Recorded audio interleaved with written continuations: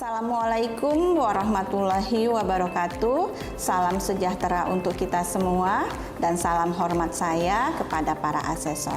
Sebelum memulai deskripsi mata kuliah yang saya ampu, alangkah indahnya jika saya memperkenalkan diri terlebih dahulu. Saya Maya Sari, SST MKM, merupakan dosen program studi D3 Kebidanan Stikes Bustanul Ulum Langsa. Saat ini saya mengampu beberapa mata kuliah inti pada program studi D3 Kebidanan. Salah satunya adalah mata kuliah Asuhan Kebidanan pada Kehamilan, Asuhan Kebidanan Komunitas, Dokumentasi Kebidanan, dan Keterampilan Dasar Kebidanan. Beberapa mata kuliah ini relevan dengan bidang keilmuan saya. Dalam deskripsi mata kuliah yang saya ampu adalah salah satu mata kuliah utama dari program studi D3 Kebidanan, yaitu Asuhan Kebidanan pada Kehamilan. Materi kali ini saya menggunakan metode DIA, yaitu Delivery, Interaktif, dan Assessment. Selanjutnya, saya akan menjelaskan proses delivery, interaktif, dan assessment secara lebih lengkap. Pada tahap 1 yaitu tahap delivery. Pada tahap ini saya menjelaskan tentang mata kuliah Asuhan Kebidanan pada Kehamilan secara utuh kepada mahasiswa. Bahwa mata kuliah Asuhan Kebidanan pada Kehamilan ini terdiri dari 5 SKS dengan rincian 2 SKS teori dan 3 SKS praktik.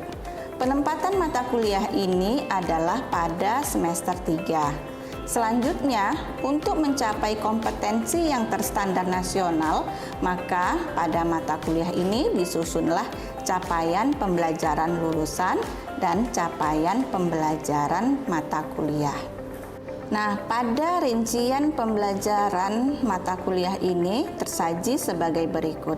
Nah, yang pertama, mahasiswa mampu mengaplikasikan asuhan kebidanan pada kehamilan pada kondisi normal sesuai dengan konsep teori bidang pengetahuan tertentu secara umum. Kedua, mahasiswa mampu mengaplikasikan kemampuan berkomunikasi secara verbal dan nonverbal dengan klien pada ibu hamil dan mampu beradaptasi terhadap situasi yang dihadapi.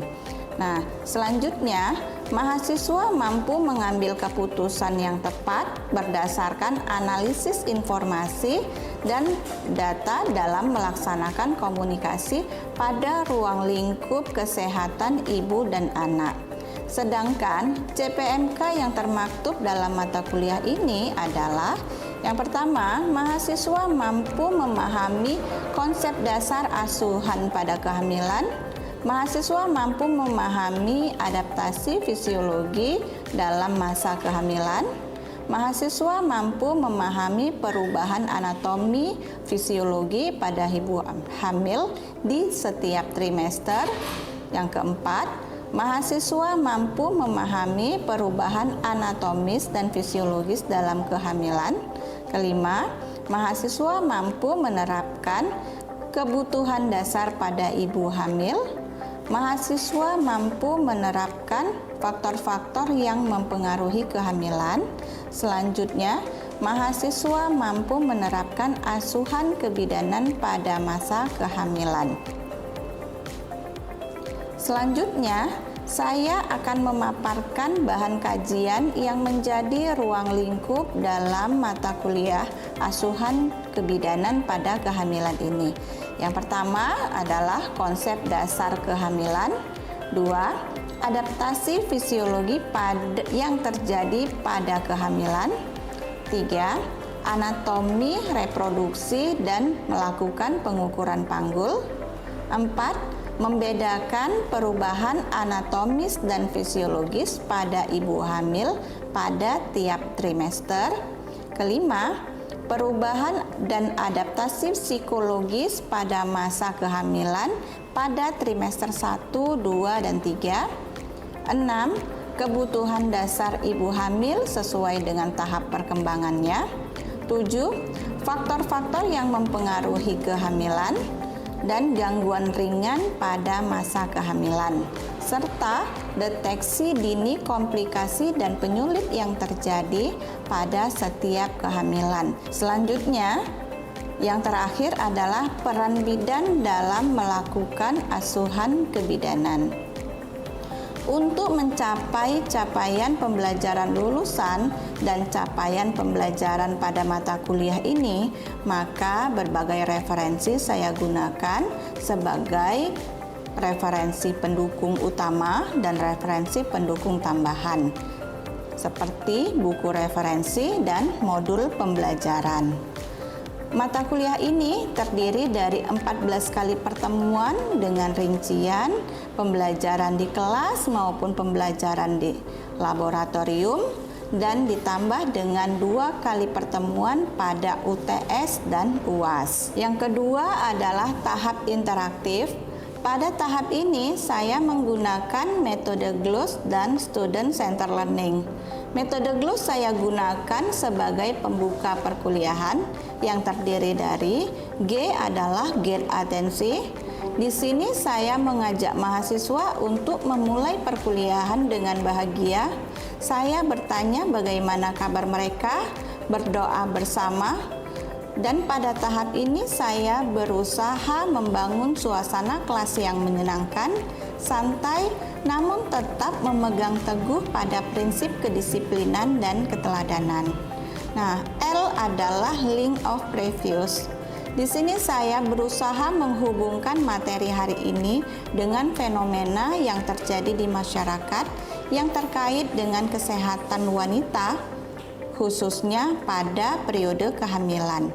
Hal ini saya rasa penting dilakukan untuk menarik perhatian mahasiswa bahwa materi ini berhubungan langsung dengan kehidupan nyata di masyarakat. O merupakan objektif. Di sini saya mengungkapkan tujuan pembelajaran yang ingin dicapai pada akhir perkuliahan. S merupakan struktur.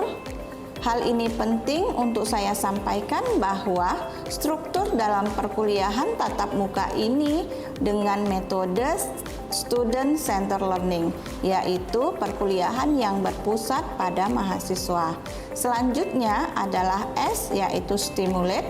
Pada tahap akhir pembukaan perkuliahan, saya menstimulasi mahasiswa untuk berperan aktif dalam proses perkuliahan yang berlangsung. Pada tahap yang ketiga, yaitu assessment. Pada tahap ini merupakan tahap penilaian yang saya lakukan terhadap mahasiswa. Berbagai unsur yang dinilai antara lain absensi 10%, sikap 10%, tugas 20%, kuis 10%, UTS 20%, dan UAS 30%. Selanjutnya, hasil penilaian saya sampaikan kepada mahasiswa agar mereka mengetahui hasil yang didapat selama mengikuti proses perkuliahan. Nah, selanjutnya mari kita lihat bersama video pembelajaran yang saya sajikan.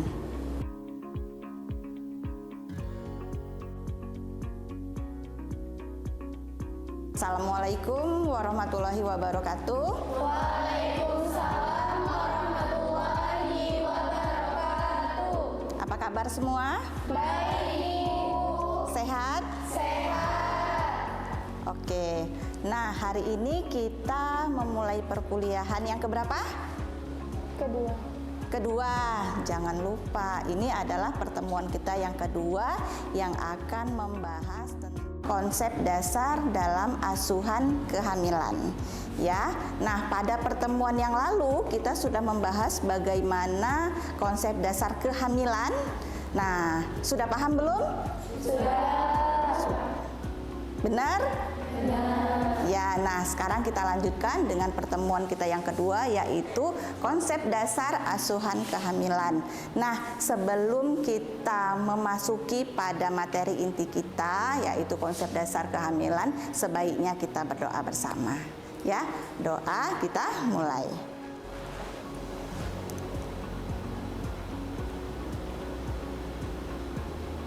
Doa selesai.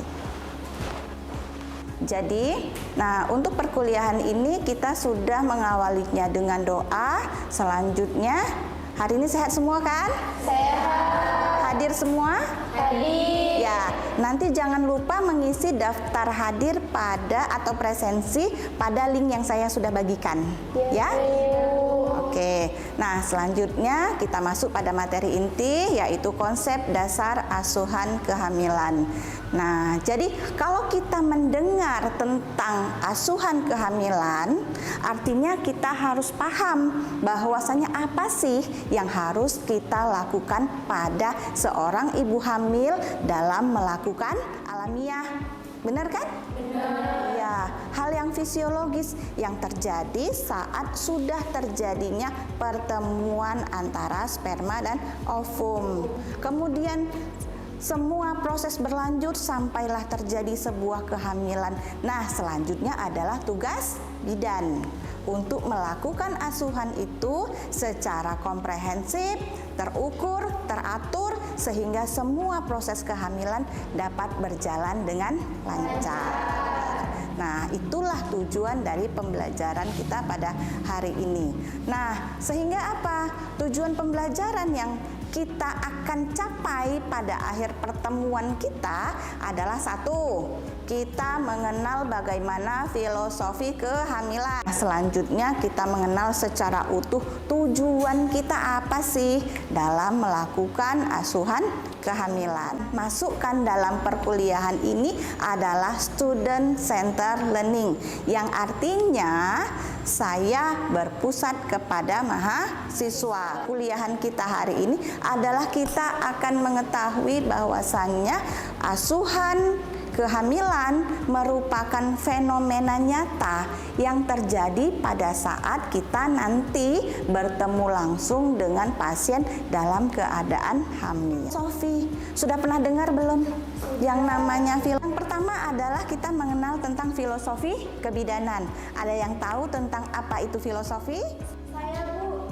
Baik. Jadi, Bu, filosofi itu adalah suatu dasar pemikiran manusia yang murni tanpa dipengaruhi apapun, Bu. Dalam asuhan kebidanan artinya kita mengenal dasar yang menjadi pemikiran dalam menjalani atau dalam memberikan asuhan kebidanan pada ibu hamil. Nah, dasarnya apa sih? Nah, yang pertama kita harus paham bahwasannya asuhan kebidanan dalam kehamilan itu adalah proses yang alamiah, sperma dan ovum.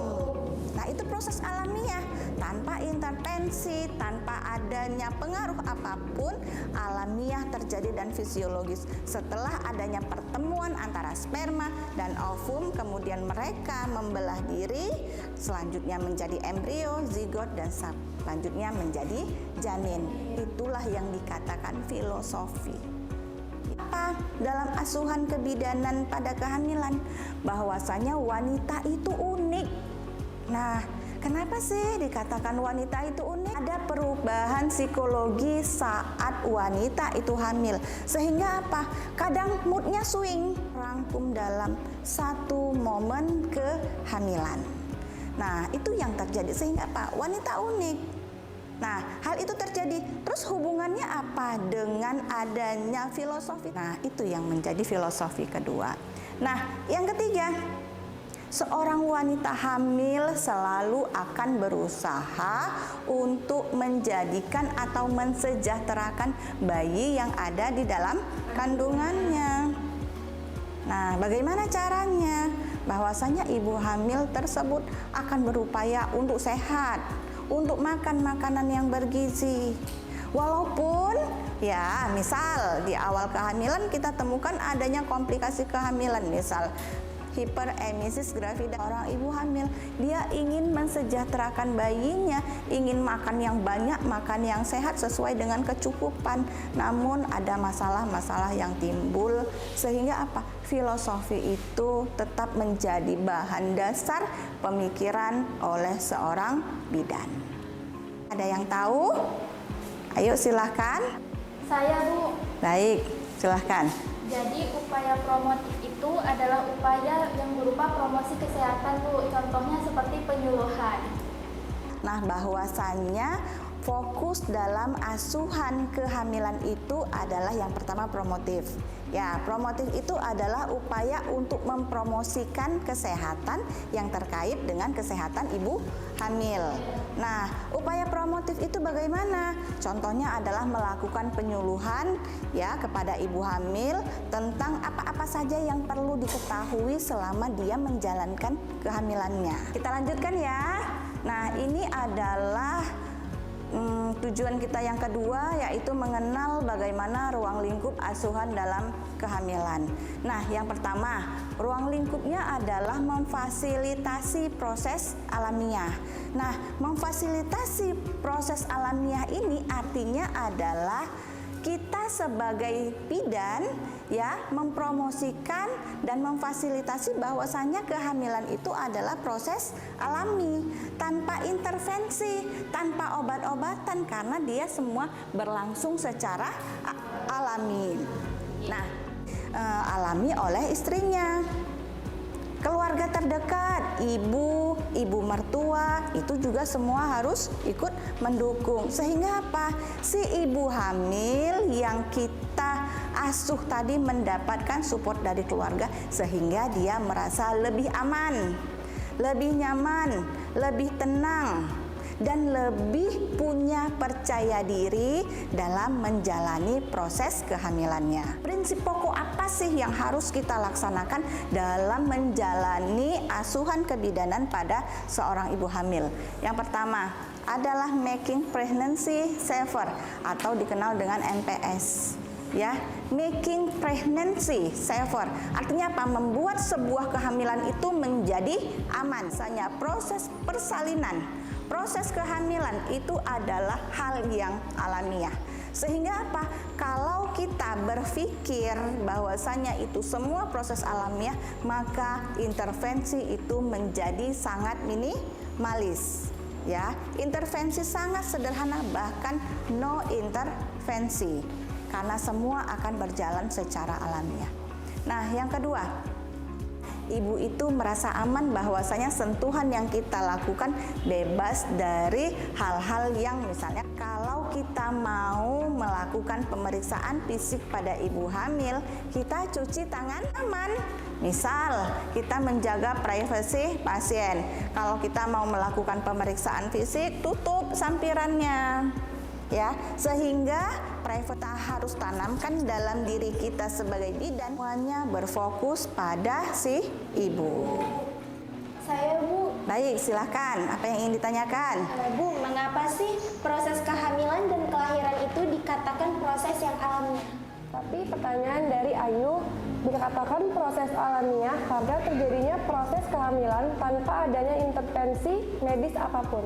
Baik, nah setelah kita melihat, mendengar tentang pemaparan hari ini, maka kita bisa simpulkan bahwasannya kehamilan itu adalah proses yang alamiah. Ya, itu yang pertama. Yang kedua, asuhan kebidanan yang kita lakukan memiliki sebuah prinsip pokok yang salah satunya adalah making pregnancy safer, yang membuat si ibu menjadi aman, nyaman, dan terlindungi. Nah, yang ketiga ya, fokus dari asuhan kebidanan yang akan kita lakukan pada pasien-pasien kita nanti ya, itu adalah berfokus pada ibu, sehingga apapun asuhan yang kita berikan sesuai dengan kebutuhan ibu, kenyamanan ibu, dan sesuai dengan kebutuhan ibu hamil tersebut. Nah, sampai di sini pertemuan kita pada hari ini. Saya berharap pemaparan kita pada hari ini dapat bermanfaat dan dapat dimengerti dengan baik, dan kita akan bertemu pada pertemuan yang akan datang. Nah, semoga hari ini bermanfaat bagi kita semua. Saya tutup jumpa kita. Assalamualaikum warahmatullahi wabarakatuh. Waalaikumsalam.